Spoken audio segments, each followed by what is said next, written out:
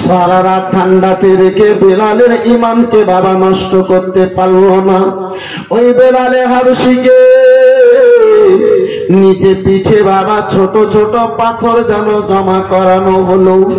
আপায় আমার ভাইজান আমার বন্ধু আমার, যে পাথরগুলো যেন বেলালের পিঠে গড়ে বুকে যেন বেলালে হাবশিকে সে পাথর উপরে শুনিয়ে দেওয়ার পরে আব্বা মুসলমান বেলালে হাবশিকে বন্ধু আমার পাথরের উপরে শুইয়ে দেওয়ার পরে বুকের মধ্যে তিনখানা বড় বড় পাথরগুলোকে রেখেছে।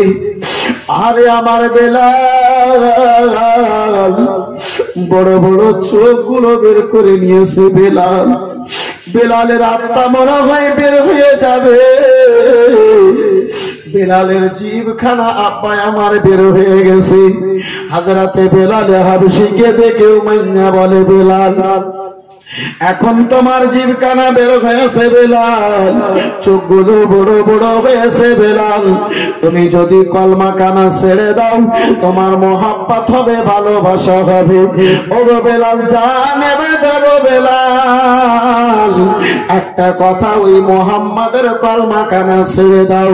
হযরতে বেলালে হাবশী আমার বলেছিলেন, উমাইয়া এখন তুমি পাহাড়ের কাটা পাথর টুকরো পাথর আমার বুকে রেখেছো বেলাল উমাইয়া, এই বেলালের বুকের মধ্যে যদি এই মাত্রার উহুদ পাহাড়কে রেখে দাও, সাফা পাহাড়কে যদি রেখে দাও, আমি বেলাল রাসূলুল্লাহর কলমা ছেড়ে দেব না। শোনো যদি ও বেলাল ঘটনা চোখেতে নিমোমিন রবে না, শোনো যদি ওই বেলালে ঘটনা চোখেতে নিমোমিন রবে না, মা কারো গরম মুমিন ভাই হয়েছিল প্রেমিক বেলালের বিছানা। শোনো যদি বেলালের ঘটনা চোখেতে নিমোমিন রবে না। আব্বা জান আমার, ভাই জান আমার, বন্ধু আমার, বিরাদার, হযরতে বেলালে হাবশীর বুকে বড় বড় পাথর দিয়ে যখন তার ঈমানকে নষ্ট করতে পারলো না, তার ঈমান বাবা যখন বরবাদ করতে পারলো না, আরে মুসলমান কত কষ্ট করে ইসলাম আপনার নিকট পর্যন্ত আব্বা হাজির হয়েছে, আমার নিকট পর্যন্ত কত ইসলাম পরিশ্রম করে বাবা এসেছে, ইসলামের মান্যওয়ালা গণেরা কত পরিশ্রম বরদাস্ত করেছে। আব্বা একটু মনোযোগ সহকারে আব্বা আমার শ্রবণ করুন।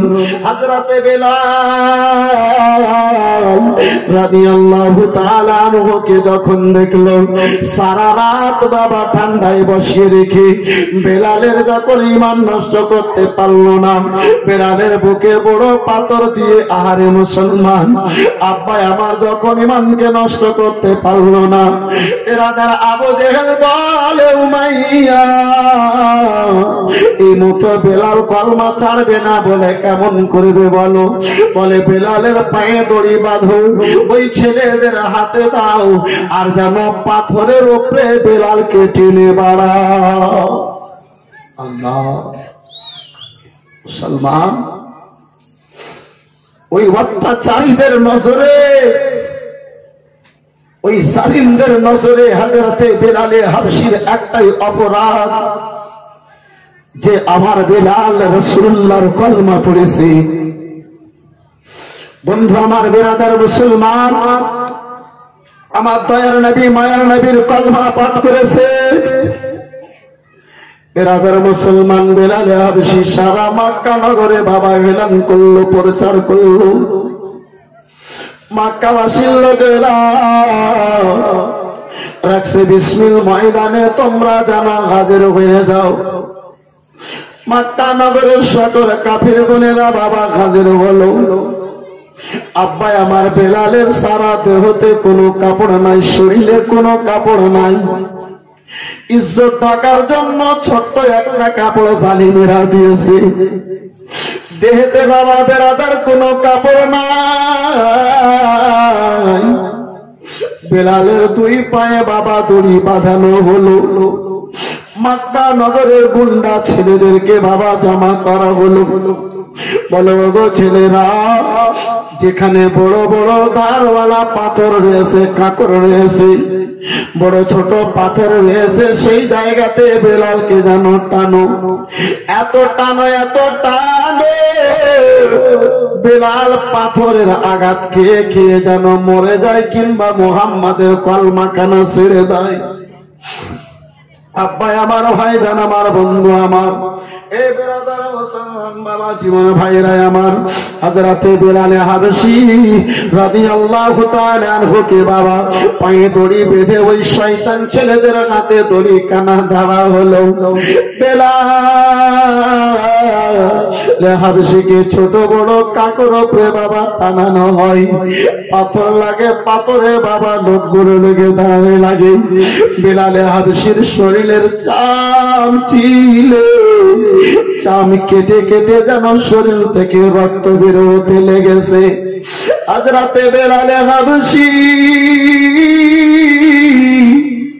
ওই পাথরের জ্বালা বরদাস্ত করতে পারেন না, জমিনে পড়ে পাথরের উপরে পড়ে ছটপট ছটপট করতেছেন। অথচ আল্লাহর দরবারে দোয়া করেন, মাবুদ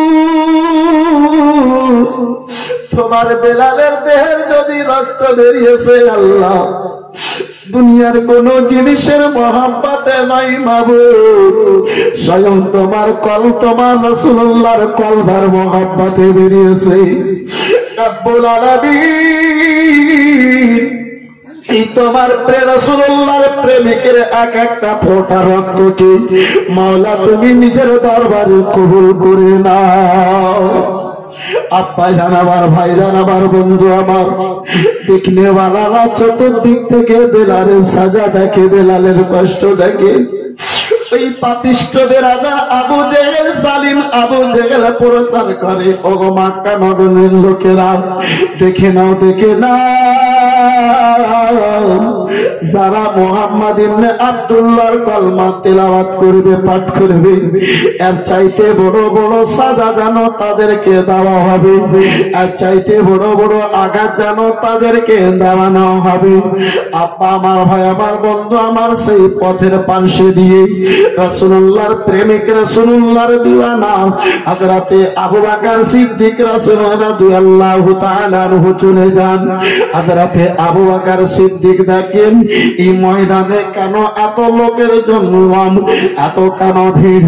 এক পা দুই পা করতে করতে হযরতে আবু বকর সিদ্দিক ওই মাজমার নিকটে, মাহফিলের নিকটে, লোকজনদের নিকটে বাবা হাজির হয়েছেন। হযরতে আবু বকর সিদ্দিক যেন দেখেন, বন্ধু আমার, বেরাদার, ওই বেলাল, যে কালো বেলালকে ময়দানে যে কলমা পড়িয়েছিলাম, সেই বেলালের পায়ে যেন দড়ি দিয়ে টানাটানি করে। এই বেলালের শরীরে চাপ নাই, পাথরের লেগে লেগে শরীরের চাপ গুলো কেটে গিয়েছে, উঠে গিয়েছে। বেলালের কালো শরীর কানা রক্তে লালে লাল হয়ে গেছে। আবু বকর সিদ্দিক নিজেকে বরদাস্ত না করতে পেরে কাঁদতে কাঁদতে আবার রাসূলুল্লাহর দরবারে হাজির হয়েছেন। বলেন, নবী গো, ইয়া রাসূলুল্লাহ ইয়া হাবিবাল্লাহ কষ্ট আমারে দেখতে পারা গেল না, কষ্ট যারা আমি দেখে বরদাস্ত করতে পারলাম না। নবী আমার জিজ্ঞাসা করেন আবু বকর বলো কি হয়েছে, কে তোমারে এমন কষ্ট দিয়েছে আবু বকর, কে তোমারে এমন আঘাত দিয়েছে আবু বকর একটু বলো। বলে ইয়া রাসূলুল্লাহ ইয়া হাবিবাল্লাহ নবী গো, আপনার দিবানাকে জঙ্গলে যে ময়দানে যে দুম্বা চড়াবার অবস্থায় যারে আপনি কলমা পড়িয়ে মুসলমান করেছিলেন, সেই বিলালের পায়ে দড়ি বেঁধে সালিমেরা, আবু জেহেলের দলের লোকেরা, উমাইয়ার লোকেরা ইয়া রাসূলুল্লাহ কেন পাথের উপরে এত টেনেছি, বিলালের সারা শরীরে যেন চান নাই।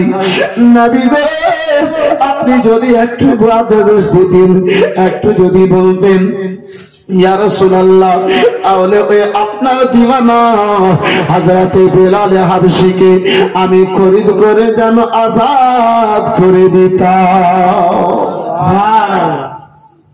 আমার রাসূলুল্লাহ শুনে বলেন আবু বকর ওই